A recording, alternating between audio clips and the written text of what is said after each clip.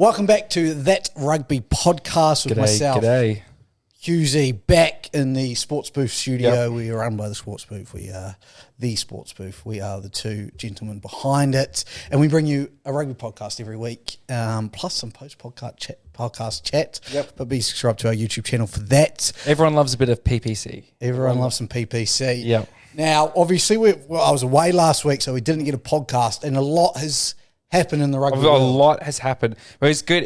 It was good that you're away last week.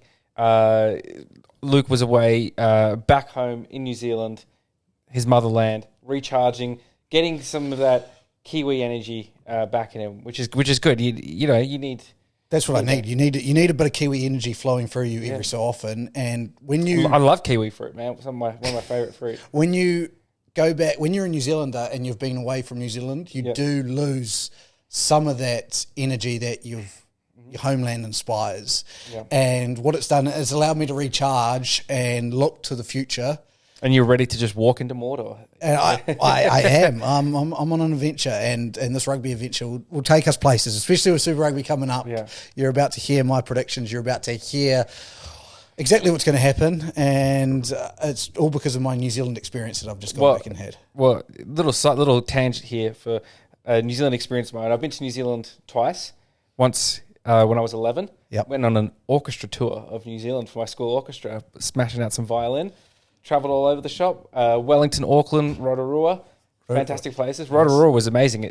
It stank so badly that when we got off the bus, one of the kids threw up. That's Rotorua for you. Yeah, and then after a day or so, we all got used to it. We went swimming in like the hot springs and stuff. That was awesome. Then I went again 3 years ago.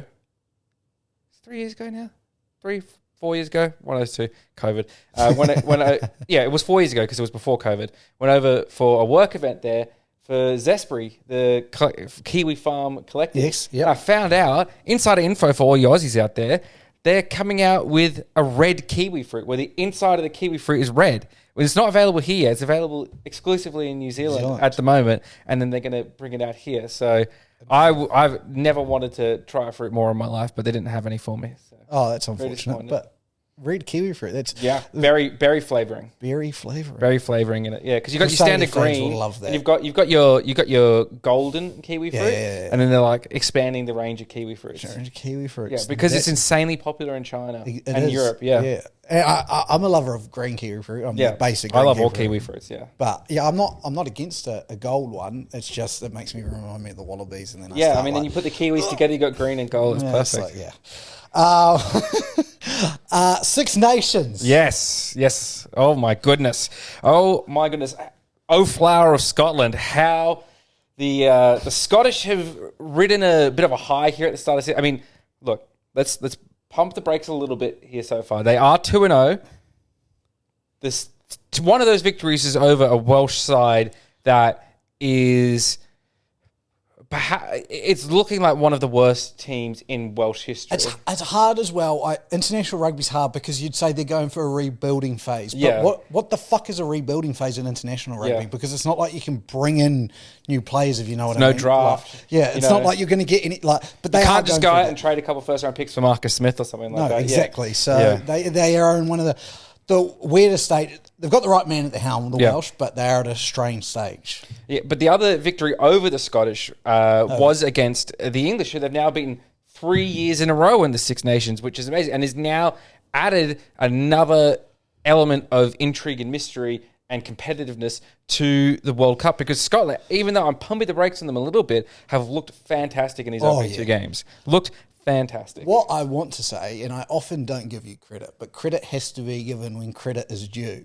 And that is that my mate to the right, he actually predicted that. Yep. He said England's going to win the Six Nations, and he'll go, are they going to do a Grand Slam? I asked him this, and we'll flash back to that, and he'll go, no. And I go, who did I lose to? And he goes, Scotland.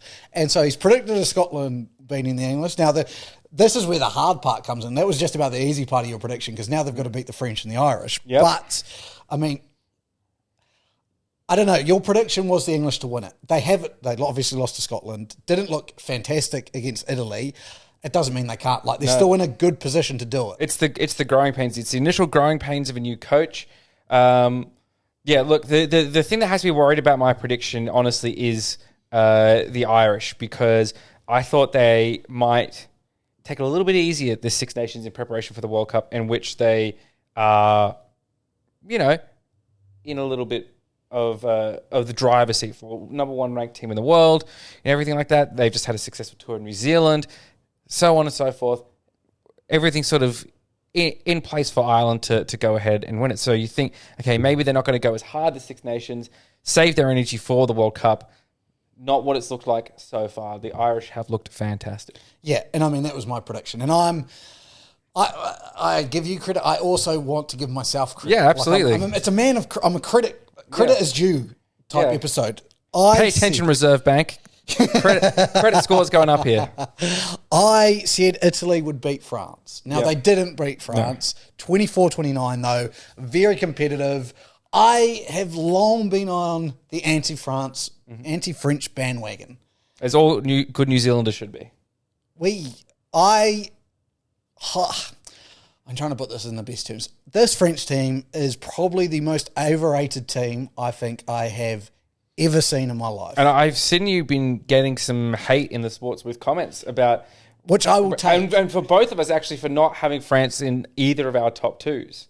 Which I will take, because I understand. I'm acceptance of the hate. And the reason I say they're overrated, and this is the issue, I don't think I said they're the most overrated. They are the most overrated team, I believe, because of how high people rate them. They're a good team, and they are so dominant at home that I don't want people thinking this doesn't mean they can't, because I think they're still the favourites for the World Cup, purely because of a home World Cup. But I look at their record and I go, I just knew they wouldn't, when you look at the stats in the Ireland-France game and you actually break it down, France played really, really good rugby and weren't, I don't want to say not competitive because they were competitive, but they didn't. I always thought Ireland were going to win that game. Yep. Watching it back, I was like, Ireland are going to win this game. Ireland did what they did against the All Blacks, against the French. And I'm like, I just sat there and I go, if French were really the best and they wanted to shut me up, they would have proved it out there and then. Yep. I don't think... I've got them as fourth, and now that would take a loss to Scotland and a loss to England, which, again, it's not very possible. It's not, and it's hard. I'm saying they're so overrated, but those top four teams at the moment in the Six Nations are neck and neck, and even you can put Italy in there. Look, Italy is rising. Wales have had a couple of bad games, but on their, when they're on, like they can beat a team. They showed it against Argentina at the end of last year, so. I think we're in an interesting stage of the Six Nations where, again, Ireland have set the standard and Ireland have gone out and done the business against average Welsh side and then have followed up by winning the 1 versus 2 playoff, basically. Now, this week coming up, obviously some big fixtures. Oh, not this week, sorry. Next week coming up because they get a week's break. Yeah. The big one being France versus Scotland in France, I believe. If I open it up correctly. France. In France. Yep. If the Scottish beat the French then, in France, I will be over the moon with me saying what I've said about the French so far. But B, I will start really, really fearing the Scottish team. Yeah. If they can go into France and beat the French, after the way they played the All Blacks, at the end of last year, and they were very competitive. And Finn Russell wasn't at the best as he has been the Six Nations to start off. I sit there and I go, man, this Scottish team. I look at their pack. I look at, is it Tui Pelotu? Is that his name? I believe so. The inside centre, whose little brother plays for the Waratahs. Yeah, that's what I was going to say. Tui Pelotu, yeah. So, and just the way he's playing, I go... Little brother who's committed to the Wallabies. Which is huge. We'll get on that point later.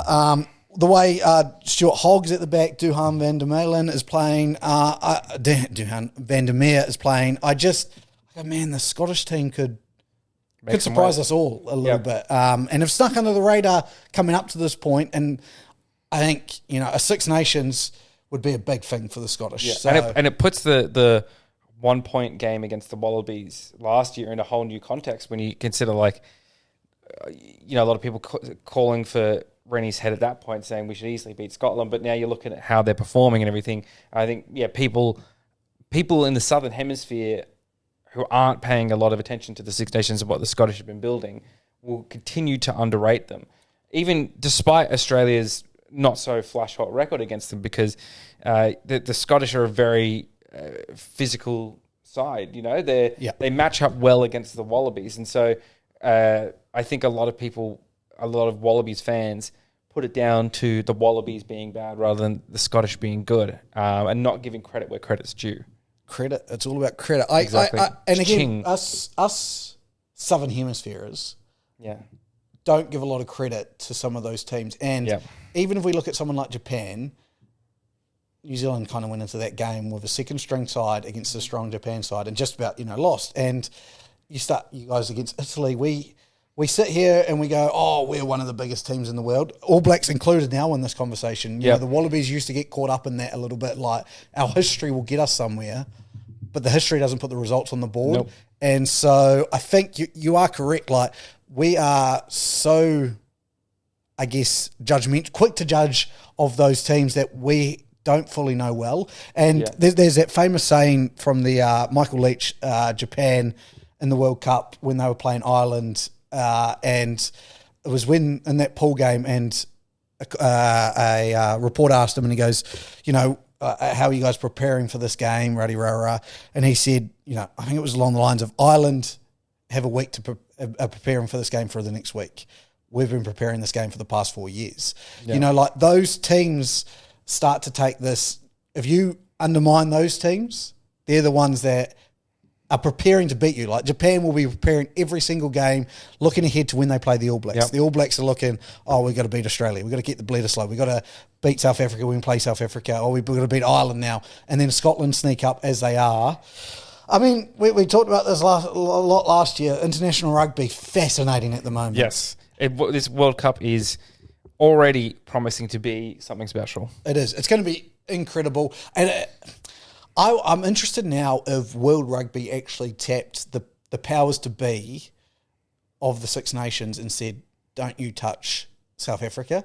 And the reason I say this, imagine if South Africa was in the Six Nations and we came here and we got this tri-nations with us, Australia, Argentina.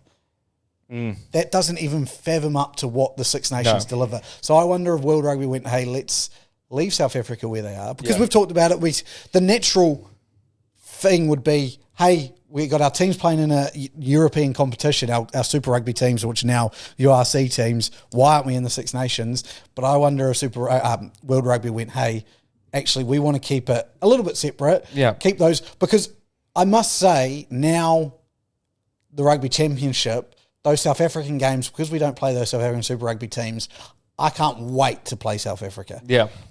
Again, you played the Sharks twice a year, or you played the Bulls twice a year. You got a feeling for those South African teams. Now I'm like, when the next time we get South Africa on the tour, I'm excited type thing. It's good. And because they are getting that European experience in the URC, it provides a different element for when you play the Springbok.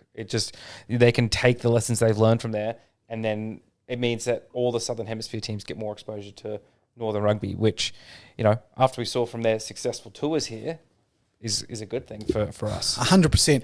Shall we move on to Super Rugby back home? Yes. We are just over a week away. This is going on tomorrow, so we will be Friday. It kicks off with the Tars versus the Brumbies. Yep. I don't know if that's the first game, but there might be a New Zealand. I'd assume there's a New Zealand one a couple of hours earlier.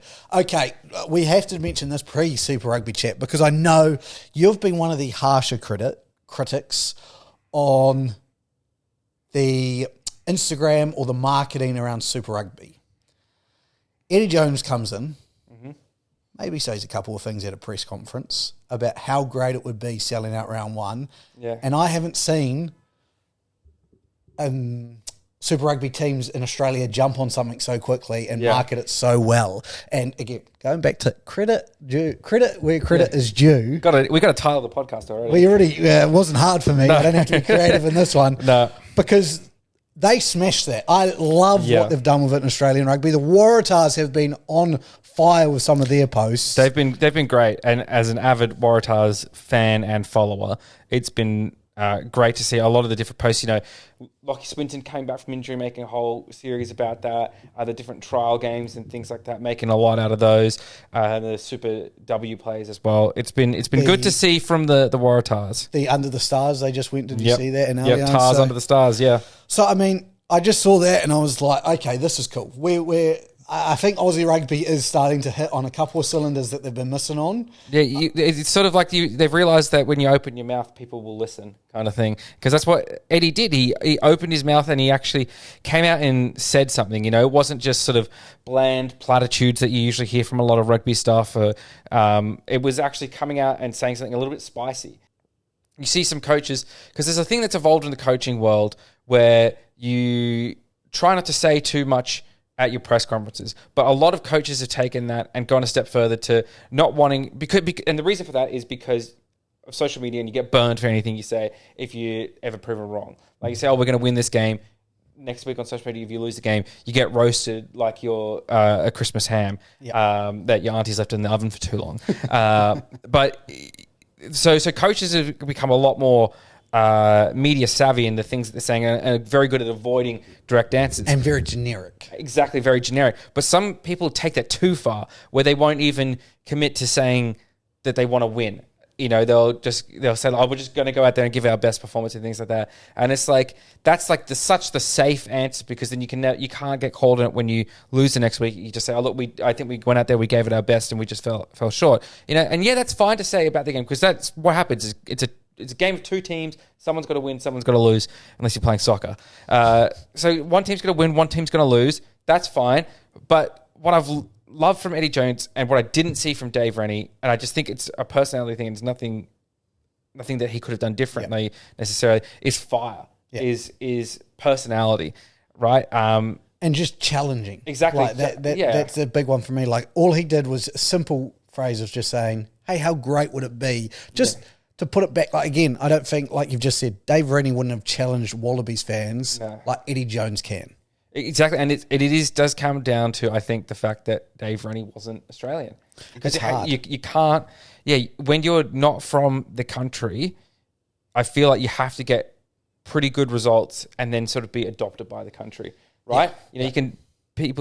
You know, one example that sticks out in my mind currently is Jurgen Klopp of Liverpool, right? Yep. German, but Liverpudlians have embraced him as one of their own, right?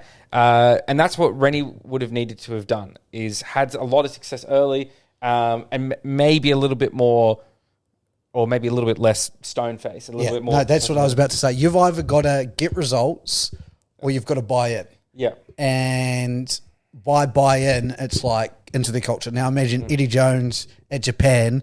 I imagine there was a lot of buy-in with him about the way the Japanese did it and the way he we saw it in England as well. You know, like the stories of, you know, the week after he was fired, he was still going to youth rugby clubs and helping out, because that was what he wanted to do, and it was, you know, what he'd done as England coach, and he still had, you know, his time there. So I think he's a person that really buys into wherever he goes.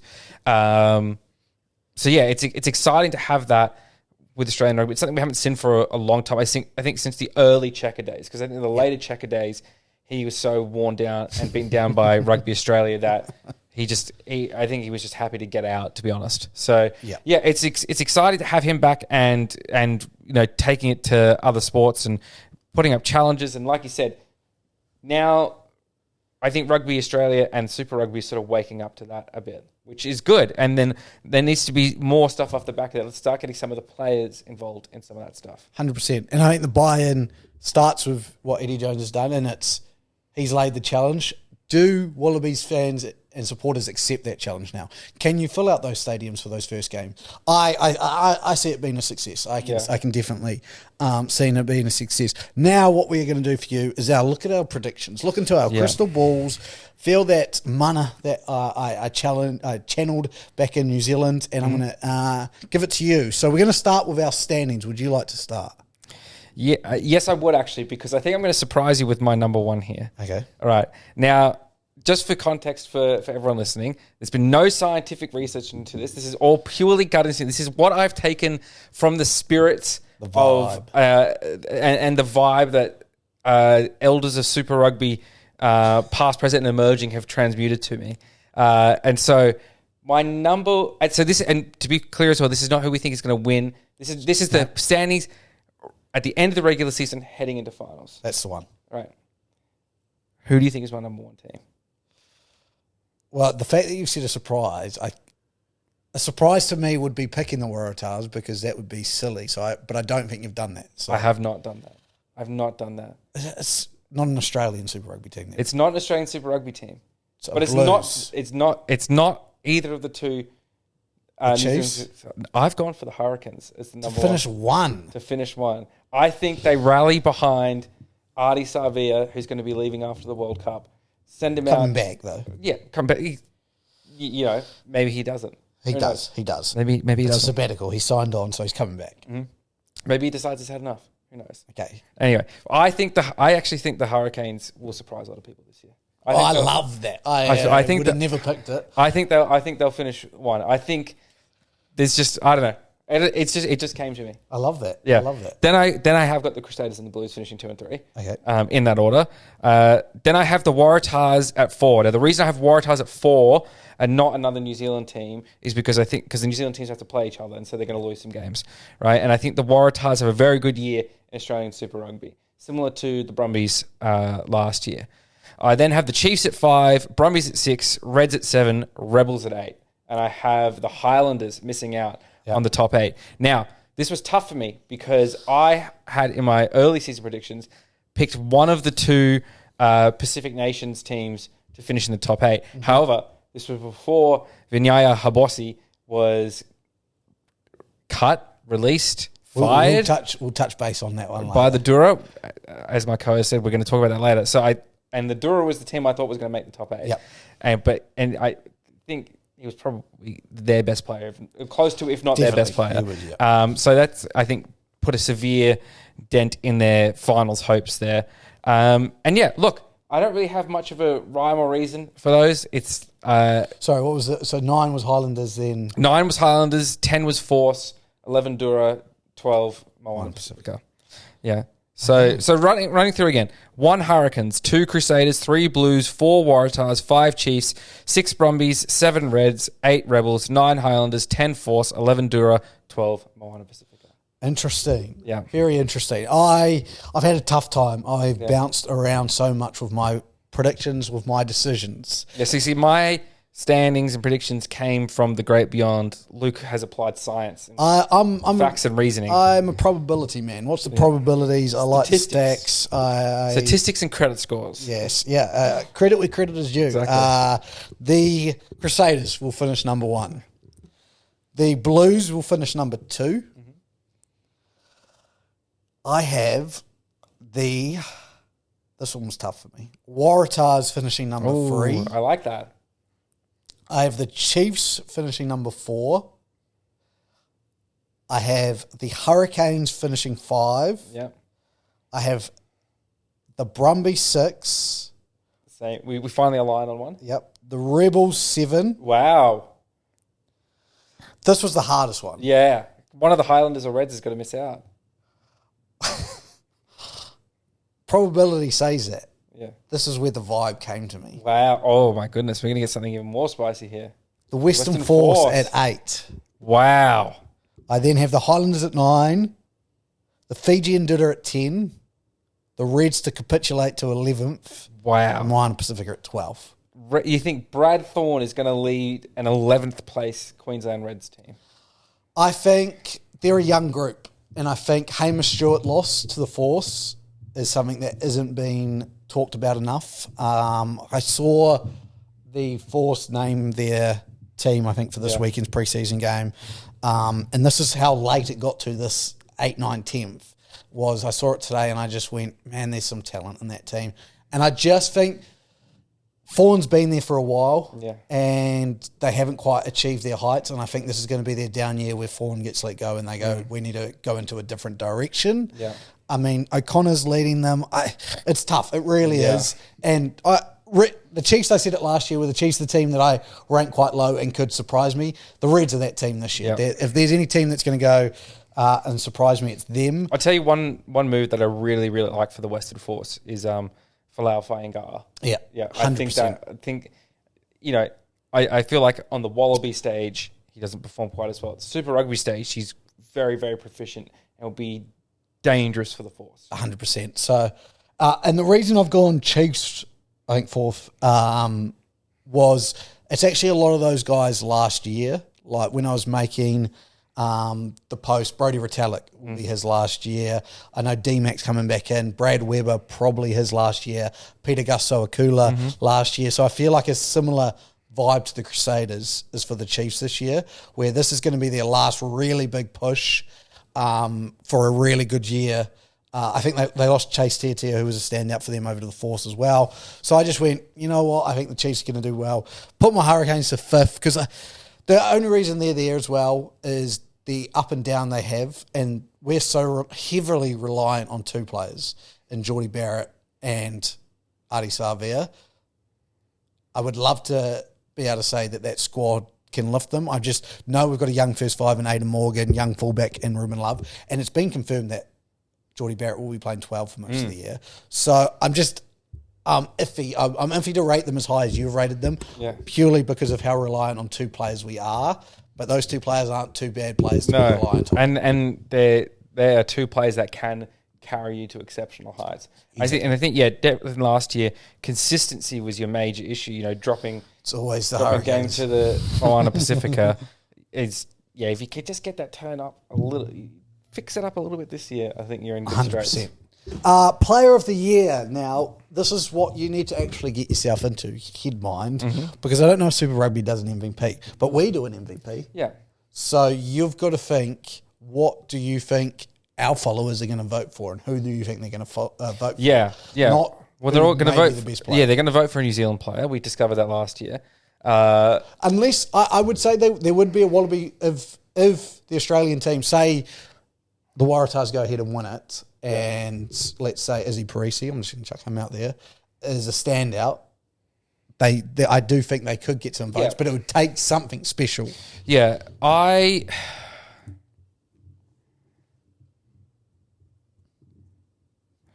think it's going to be Richie Mo'unga. I think our fans would vote for him because I think the Crusaders. The Crusaders are going to do very well. That's a given. Super Rugby. Crusaders going to do very well. Yeah, and he's going to have more highlight reel moments this year, as he always does. And yeah, I think the Crusaders. I don't. They'll be in the final more than likely. And I think the fact that they get so far gives more weight to a Crusaders player. 100%. I have gone with, and it's tough. It really is. But I've actually gone with Geordie Barrett. Yeah. Now I think you know what's funny? He was the next person on my list. Yeah. And you know what's funny? You know how in sync we are. Richie Mo'unga was next on my list. There you go. I had it ranked 1, 2, 3. It went Geordie, Richie Mo'unga, and then Bowden. Yeah. Now I think Bowden. The tough thing with a Super Rugby year and a World Cup is the resting games. Yes. And I think because of how talented that Blues team is, and with the ability of Stephen Perifetta to step in there and other playmakers, I don't think Bowden's going to have such a big year. Richie Mo'unga and Geordie Barrett, I think, are going to be too massive. I think Richie Mo'unga is going to go out there and go, I want to show that I am All Blacks number 10 heading into a Rugby World Cup. There's no doubt, bring Bowden off the bench. Yep. But obviously in sync, we're good. The surprise of the year. Yes. Yeah, surprise of the year, I think, is going to be the surprise of the year I'm going to say is the Melbourne Rebels. So that's why I picked them in my top 8. I think the Rebels, I've definitely got some great players down there. Callaway, one of the first ones that comes to mind. And I think they will beat a New Zealand team this year to get in the top 8. Definitely, I agree as well. My surprise of the year is linked to my predictions, and that's Brad Fawn will be fired as the Reds head coach as they drop to a disappointing result. And finally, Rookie of the Year. It's a really tough one. It is. Yeah, because you don't know if some of these players will play this year. Yes. It's not like the NFL or the NBA where, okay, this guy's definitely going to play. Star, yep. Yeah.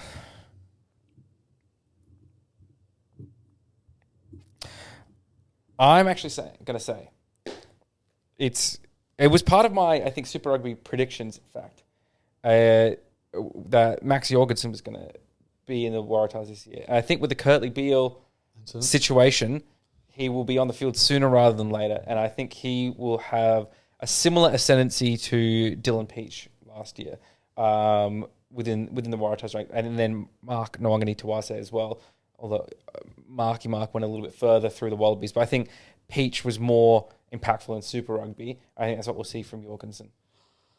I'm going to go, and again, it's tough. You don't know if these guys are going to play, but he was recently on one of our one-to-watches. His name's Macca Springer, and he is a 6'4" Crusaders winger.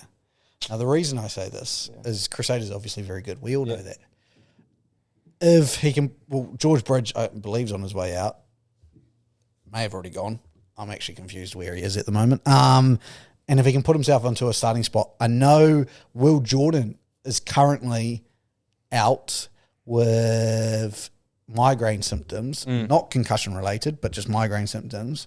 So I don't know when he's going to be back.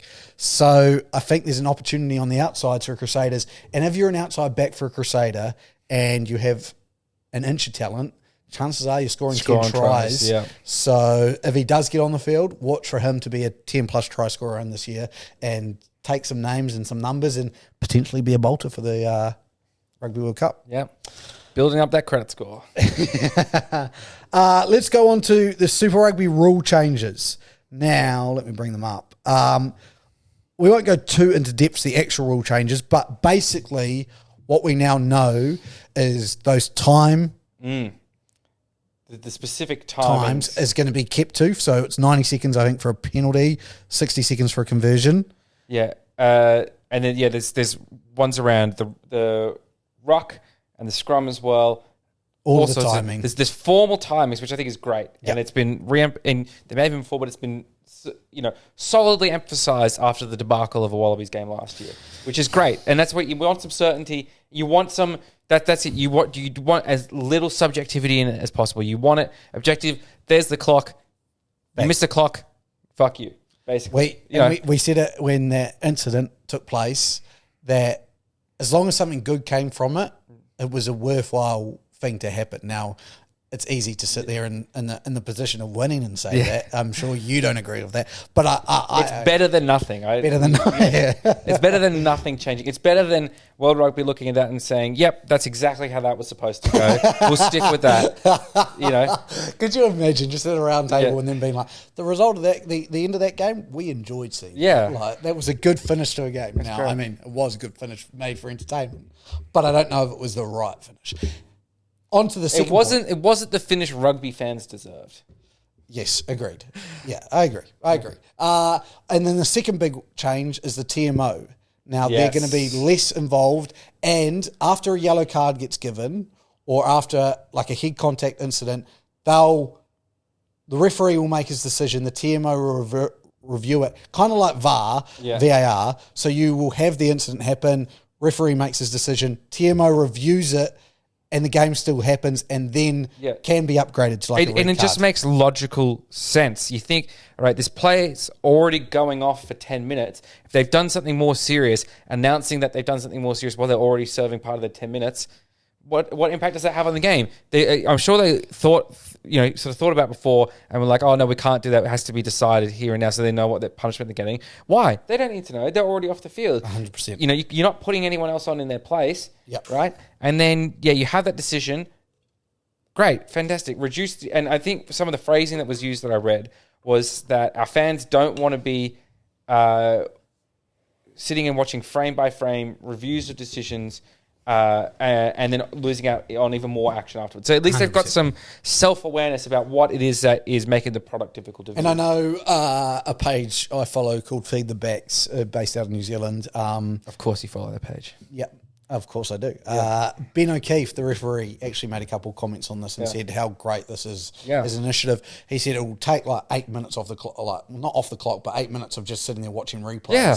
And 100%. You'll be back in. And now I do love a good replay. Yeah. And I can imagine there'll be times like at half time now you can go back and go, okay, here was the red card. And he talked about actually having a assistant referee or a third match official explain why it was upgraded to the commentary team so that the fans... And I'm like, God, are we actually... Is this... Yeah, it's content. Like, do we rugby doing something right? Like, I know, innovation. It's crazy. So, I mean, a lot of good coming for an exciting Super Rugby season. I think one of the other things with the TMO as well was that they wouldn't intervene on the field. Like you wouldn't just get a TMO call in unless it was something like foul play. It was it was like they upgraded the level of difficulty on it, like a level of I don't even know what you call it, like the threshold. That's the word I'm looking for. The threshold at which they would get involved, which is great. Yeah. And then I believe as well there was 2 levels of red card, right? There was a 20-minute red card and then a full red card. Oh, I didn't see that. Yeah. I know something that Luke does. Breaking news. Yeah. Holy shit. Yeah. Luke Super Rugby 20-minute red card. So there's a thing where you can get a 20-minute red card, but if it's like really if it's very egregious, it's a full red card. But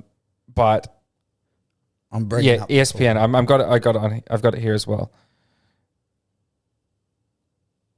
Yeah, and a move to help clean up dangerous play, the full red card will also make its return, which will mean referees will have the ability to send a player off for deliberate foul play with the team unable to make a replacement. The 20-minute red card will still be in use. Excellent. This is great news. That's even better news. I didn't even read that one. So, okay, well, I'm excited. Like, if you're not excited, then I don't know what you're doing wrong, because I'm excited. Yes, I'm very excited, and it's good. It's good that they aren't scrapping the 20-minute red card, because I think that's still. I actually quite like that innovation.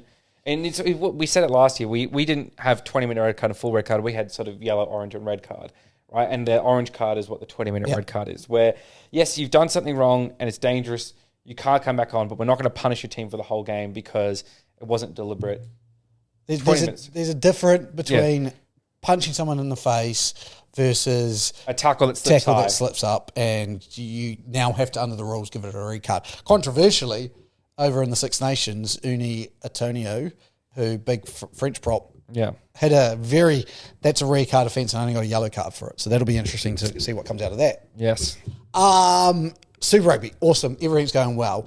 NRL/Rugby Union. NRL times Wallabies, the combo you didn't know you needed.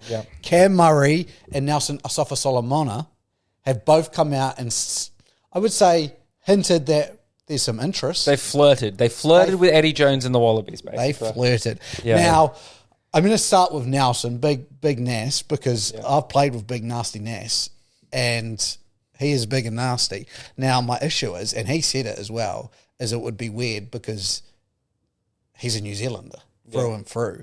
Now, Charlie Granville was also a New Zealander through and through. You get that opportunity, you fucking don't say no. And he said Australia has given him and his family a lot, because obviously Melbourne set up, bang, everything. He's not wrong. It'll hurt to see, will it? Yes. Would it be great for the Wallabies to have potentially one of the best number 6s running around in the game? I don't doubt it.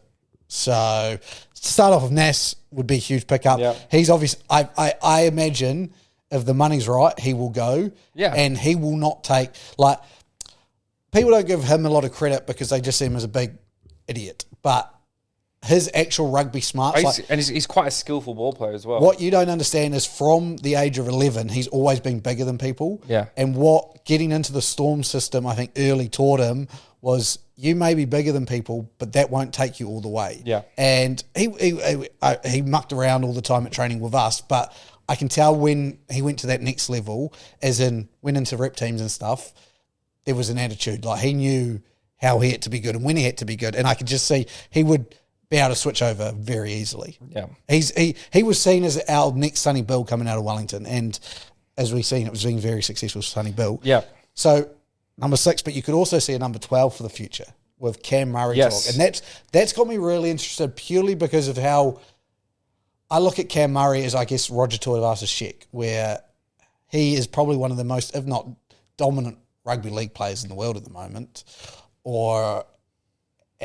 or even a Jared Hayne when Jared Hayne went for NFL. Like, to switch sports, it would be really interesting. I guess as a Wallabies fan, how did that make you feel to hear what he said? It'd be great. Like, he basically came out and said, yeah, I've thought about it, but I'm focused on the current NRL season. So he didn't really say much, right? He did the equivalent of liking someone's photo on Instagram or reacting to their story, right? Definitely reacted to Eddie Jones' story. Yeah. He's put a feeler out there, and then he's trying to see if someone else will. He's chucked a "what you up to" message. It's 3 a.m. He's stumbling home. No. That's no. He's gone too far. If he sent a "you up" message, that's him basically saying, "Yeah, I want to come to the Wallabies." Right? He hasn't gone that far yet. So has Eddie Jones sent that to him? That's what might have happened. We might have had an Eddie Jones DM to Cam Murray like you up, right? And then this is the cryptic tweet or Instagram story from Cam Murray in response. Do you reckon Cam Murray's replied, "Go to bed, Eddie," and that's a sign like Eddie's like, oh well, he's at least replied, like he's still interested. He's replied. He may have told me to go to bed. But he's replied. Yeah, or just a laugh react. He's just laugh react. Oh, laugh react. Yeah, that's a good one. He hasn't even replied with the emoji. He's just reacted to Eddie's message. He's just reacted to it, and the laughing react is like, oh, okay, is this like, do I continue here, or is this like a laughing react because they're just being polite? And so there's going to be further. It's an intricate dance. There's going to be further posturing and vague media statements and things like that until they sort of someone takes the plunge. Yeah, it's an elaborate dance, my friend. It's an elaborate dance. But if you've ever watched a David Attenborough documentary on flamingos, it's much like that. That's what we've got with Eddie Jones. Yeah, Eddie Jones and Cam Murray. It's a flamingo mating dance right now. Absolutely love that. Well, you know what isn't flamingo mating dance right now? It is the Wallaroos actually getting paid on central contracts. Now, you know what's funny? Just as they get paid, all of a sudden the NRL's women's they come to a collective bargaining agreement. All of a sudden, there's this outside interest. So I mean, fantastic for. I think it was 35 women's contracts will be paid out. I didn't know figures. I didn't look too far into it, but I saw the headlines. I read the article. It's great stuff, both for the Wallaroos and for the NRLW players. Oh, again, it's amazing. And the NRLW ones, I like that they've released all the facts and figures of minimum player contracts. The woman finally getting paid is only going to help the men's game, in my belief. Yes, because you're actually bringing attention to rugby, even not there. And the same thing's being discussed.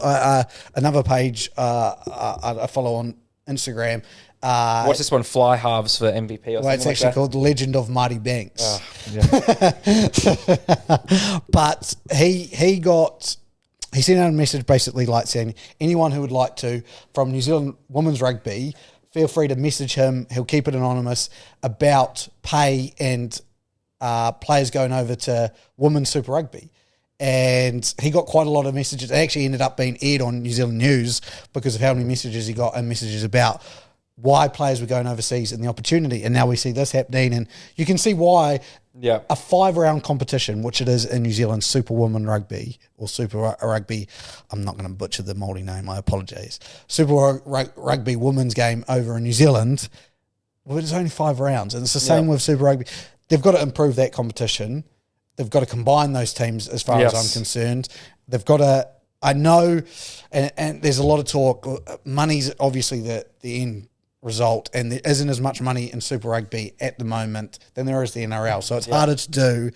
But again, if there's money there, it's got to be contributed there. I mean, personally, I would love for the women's game to exactly mirror the men's game. And I think you talked about it before. Like, imagine before you're going to see like a Waratahs game. Imagine before the Waratahs game, there's the Waratahs women's game, right? I'd show up early for that. Yep. I'd definitely show up early for that. 100%. I'd sit there and watch both games. You get a ticket to see both games? Absolutely, I'd go to see. And again, if that's how we're doing it and that we do it, gate revenue, all it is more people coming to, even if, you sell out a stadium and you see 5,000 people leave after the women's game, you've still sold out the stadium, so the gate revenue goes to both competitions. It just makes sense, but again, we're not around those tables, but we should be. We should be. Last point for today, and you mentioned his name earlier, Vinyaya Abose. Now, the reason I wanted to bring him up and put him on our run sheet is actually because one of the boys at the new team I play for in the Shoot Shield said, knows I do the podcast, and said, you got to talk about Habossi. You got to talk about Habossi. And I go, yeah, well, I've seen a story. What do you reckon? And he goes, Fiji and Rugby Union reacted too fast. And it's interesting. It's a tough topic to talk about. Now, this is the first ever time I've seen a contract get ripped up like this, and I had to dive so deep into the news to find out why his contract was getting ripped up. Yeah. If you know what I mean. Now, normally it's a player gets arrested, then contract gets ripped up. This was the other way around. It was like the news dropped, Habossi was out, he was being let go. For high-level misconduct. High-level misconduct. Now, do you know why he's been let go? No. I can't. I actually tried to find it when it got announced. All I could see was the same phrase repeated, high-level misconduct. I love it. Now, again, I don't want to take away from the Dura and the Fijian Rugby Union doing what they're doing with getting rid of him because of this. From what I found, going deep enough into the web, it was for domestic abuse. Now, again, we don't know the full story. We'll never know the full story. We obviously don't want to... I don't want to point fingers or anything, and I don't want to take away from domestic abuse, because if he did anything like that, it's horrible, should never be done. Never lay your hands on a woman. You know, we all understand that. Now, what was really interesting talking to this Fijian guy in my team was he said the Fijian Rugby Union or the Dura reacted too fast. Now, as I've just said, you don't often see it where a contract gets torn up before the story breaks. Yep. Like you normally hear, and again, a good one, an NRL story just broke today. I saw where a high-level NRL player, they haven't named the person yet, has been in courts because of a rape that happened back in end of December. And again, we've heard the story before. Apparently the player's been stood down. We don't know who it is. Rah. So we've heard about the story before. His contract's at least been torn up. Or even the fact that he hasn't even put on the no-fault stand-down policy. Yeah, exactly. So I sit there and I go, okay, I understand that and I get that. And when we started talking, he goes, look at New Zealand rugby. He goes, Sevu Reece, who's a prime example.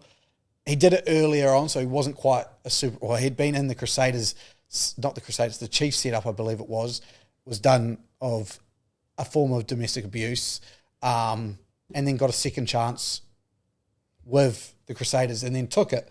So if it was at a level, or even, I know they've said it's a high level, and again, the story hasn't fully come out, so I don't want to comment too much on it, but it is a lot to let go of a young man who he may have made a mistake. Now, he's already on a plane to racing because he had already signed a deal for after this year to go and play for Racing 92. So I can guarantee you Racing 92, I don't want to say isn't bothered, but we'll take him in still and he'll have a professional contract. So it would have had to been such a bad thing for him to do, for them to decide this. So I don't want to say that it's the wrong decision. It just seems like, and I don't want to say bad of New Zealand rugby, but New Zealand rugby, you see a lot of issues and they can easily get swept under the rug. Yeah. Something happens, we sweep it under the rug, no one talks about it, they find out 5-6 months later. I like the way Fiji and Dura have gone about this purely from the fact of a respect to the team and the culture that they're trying to build, but it does interest me. And one of the press release, they said, they were talking with Habossi the entire way through the process. Right, so it sounds like it sounds almost like how you would have a HR matter in a company, which is probably what it should be. Very much like, where there's,